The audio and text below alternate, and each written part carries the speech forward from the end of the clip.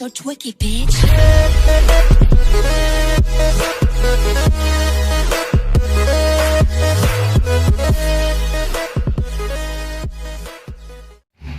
มาครับอยู่กับเกมที่มีชื่อว่า Marvel Super War วันนี้จะมาเล่นตัวละคร Iron Man ก็คงจะเป็นขวัญใจของใครหลายๆคนที่ชื่นชอบ Marvel นะตัวIron Man นี่ก็จะเป็นฮีโร่สายพลังงานก็คือสายเมจที่ทุกคนรู้จักกันนั่นแหละ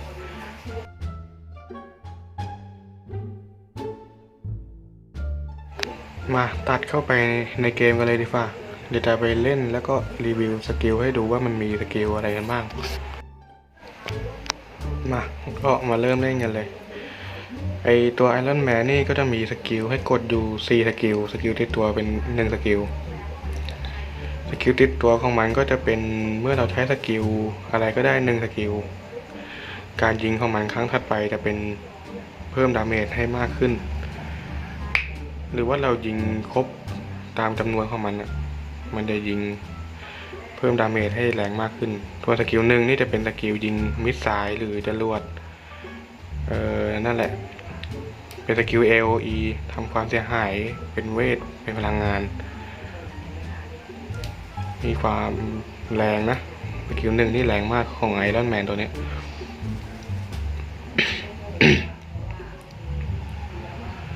ส่วนสกิล2จะเป็นสกิลยิงลำแสงที่มือถ้าใครดูในหนังมันจะเหมือนในหนังยิงลำแสงที่มือจะยิงเป็นการยิงแล้วพากศัตรูออกไปข้างหลังสร้างความเสียหายทำให้ติดเรียกว่าอะไรมินิสตันนิดนึงตัวสกิล1ก็เป็นยิงมิสไซล์ตัวสกิล3จะเป็นการบินขึ้นไปบนท้องฟ้าแล้วจะเพิ่มความเร็วแล้วก็จะยังไงจะเพิกเฉยต่อสิ่งกีดขวางสามารถบินข้ามสิ่งกีดขวางได้ทุกอย่างแต่เกมนี้ผมจะยังไม่อัพสกิล3จะเน้นเป็นสกิล1กับสกิล2เพราะว่าสกิล1กับสกิล2มันทำความเสียหายได้ค่อนข้างสูงแต่สำหรับใครที่มีเทคนิคการเล่นอะไรก็จะอัพมาได้ผมก็ไม่ว่านะแต่ไอ้ฮอกอายนี่มันทำไมเนี่ยมันผิดเลนหรือเปล่าถ้าเขายังอยู่เราก็ต้องไปเราจะไปเลนล่างเราจะไปช่วยเลนล่างอุ้ยเจอ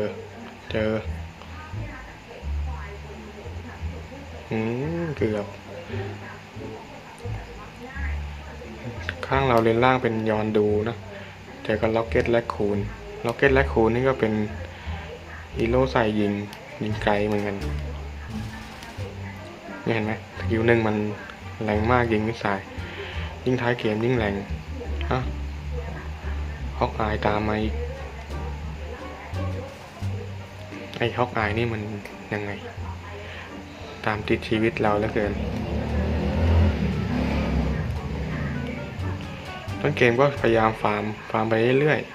ๆฟาร์มตังเก็บของไปเรื่อยๆเพราะฝั่งเขาก็มีไอรอนแมนกันนะลืมบอกสกิลอันตี้เลย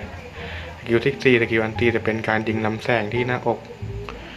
เป็นสกิลที่สร้างความเสียหายได้เยอะมากถ้าใครเคยเล่น ROV ก็จะเป็นคล้ายๆนาตยาอุตจังหวะนี้บวก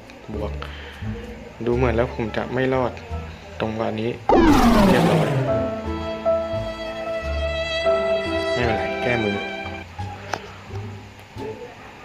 พูดเยอะไปหน่อย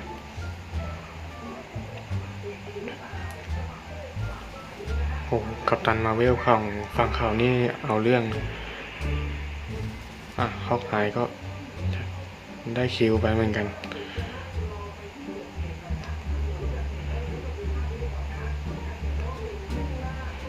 สกิล1สามารถใช้ฟาร์มได้ใช้ตอดได้แล้วก็คือมีความแรงพอสมควรเป็นสกิลที่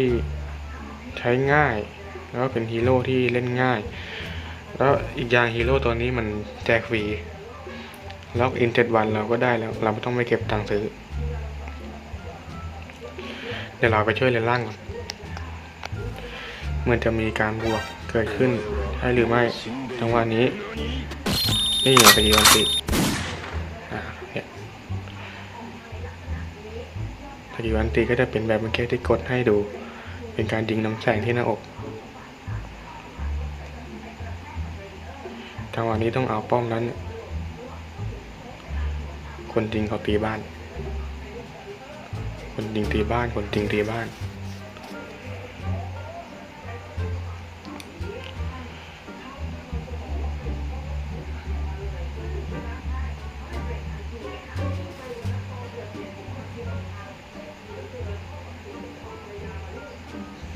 มันเจอล็อกเก็ตนะล็อกเก็ตกัปตันมาเวลฝั่งเขาค่อนข้างแรงนะตอนนี้มันเปิดให้เล่นฟรีอยู่อันนี้ผมเล่นในโหมดจับคู่นะคือยังจัดอันดับไม่ได้ผมเพิ่งสมัครมาเล่นใหม่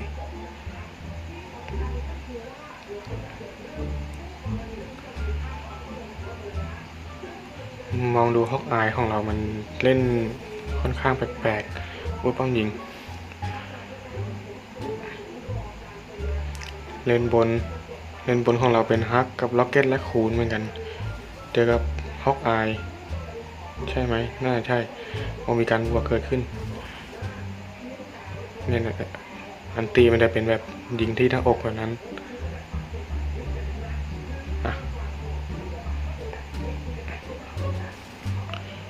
จังหวะนี้ยังไงย้อนดูเหมือนจะมาแก๊งหรือว่ายังไงย้อนดูไม่มากับร่างเฉยเลย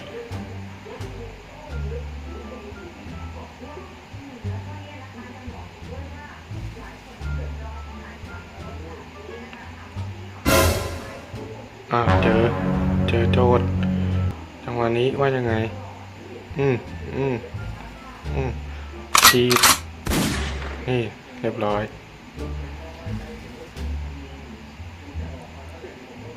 ล็อกเก็ตและคูนเหมือนจะเอาจะไฟมาจะไฟใช่ไหมยิงมิสไซล์โอ้ไม่โดนยิงเลย1 ทีนี่ธรรมดาโอ้ยกัปตันมาเวลมาจังหวะนี้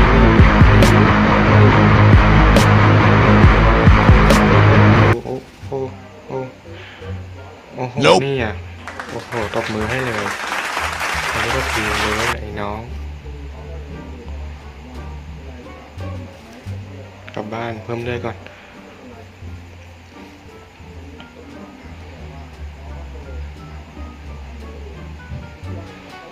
เมื่อกี้ย้อนดูนี่สุดยอดอ่ะถ้าไม่ได้ย้อนดูนี่ผมตายไปแล้วคือว่าเรียกว่าเล่นเป็นทีมจริงๆ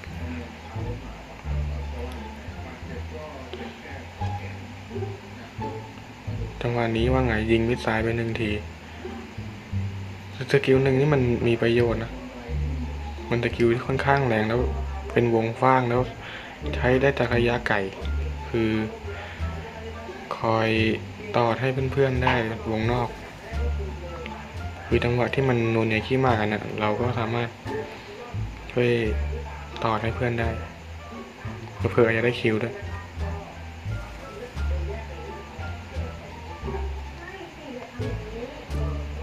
ฮอกอายข้างเราเอา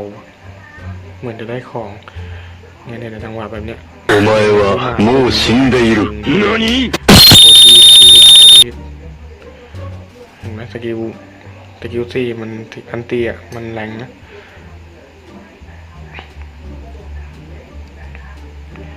กัปตันมาเวลเข้ามาแป๊บเดียวหมดหลอด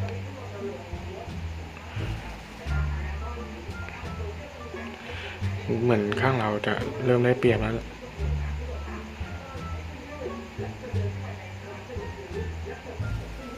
กัปตันมาเวลไม่เข็ดมาแล้วยิงไปนะเป็นไงมันไม่เข็ดไงโอ้โหคิ้วปากแรดนะแปลกดิ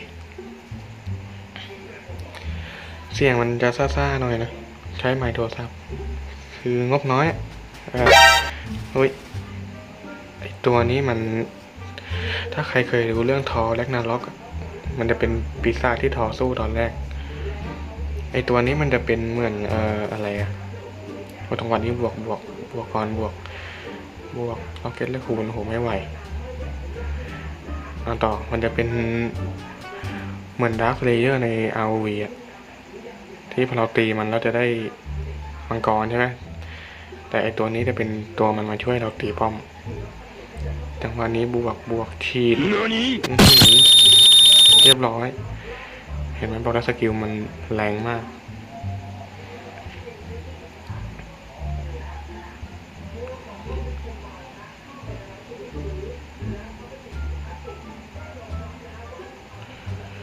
ฝั่งเขาก็ไม่กล้าออกมาแล้วนะคือตอนนี้ฝั่งเราเริ่มได้เปรียบ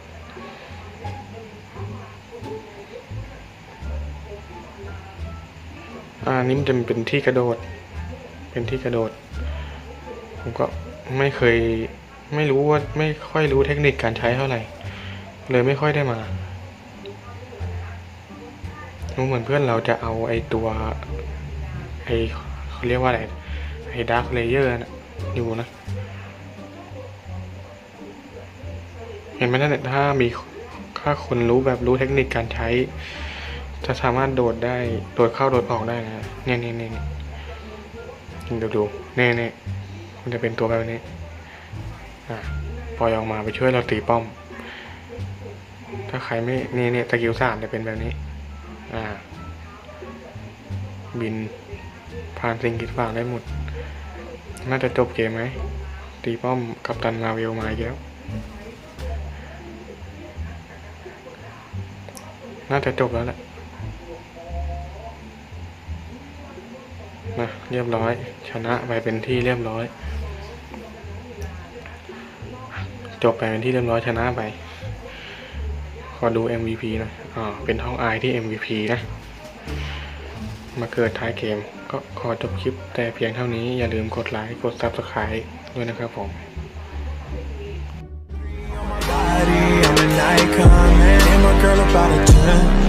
I should fuck her in the Benz.